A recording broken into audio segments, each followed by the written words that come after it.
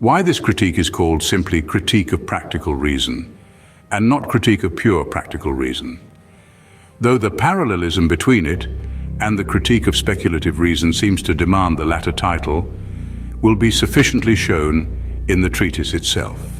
Its task is merely to show that there is a pure practical reason, and in order to do this, it critically examines reason's entire practical faculty. If it succeeds in this task, there is no need to examine the pure faculty itself to see whether it, like speculative reason, presumptuously overreaches itself. For if pure reason is actually practical, it will show its reality and that of its concepts in actions, and all disputations which aim to prove its impossibility will be in vain. With the pure practical faculty of reason, the reality of transcendental freedom is also confirmed. Indeed, it is substantiated in the absolute sense needed by speculative reason in its use of the concept of causality. For this freedom is required if reason is to rescue itself from the antinomy in which it is inevitably entangled when attempting to think the unconditioned in a causal series.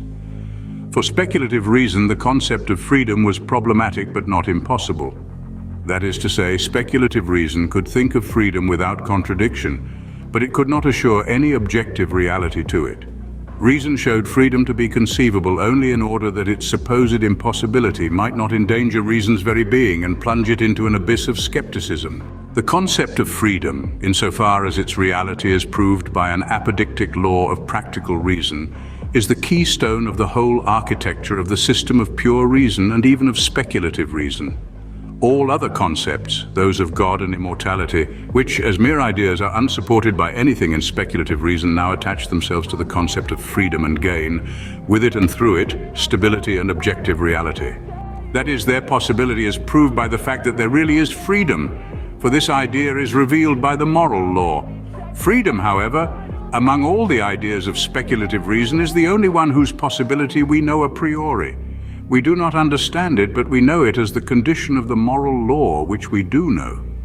The ideas of God and immortality are, on the contrary, not conditions of the moral law, but only conditions of the necessary object of a will which is determined by this law, this will being merely the practical use of our pure reason. Hence we cannot say that we know or understand either the reality or even the possibility of these ideas. Nevertheless, they are the conditions of applying the morally determined will to the object which is given to it a priori, the highest good. Consequently, the possibility of these conditions can and must be assumed in this practical context without our knowing or understanding them in a theoretical sense.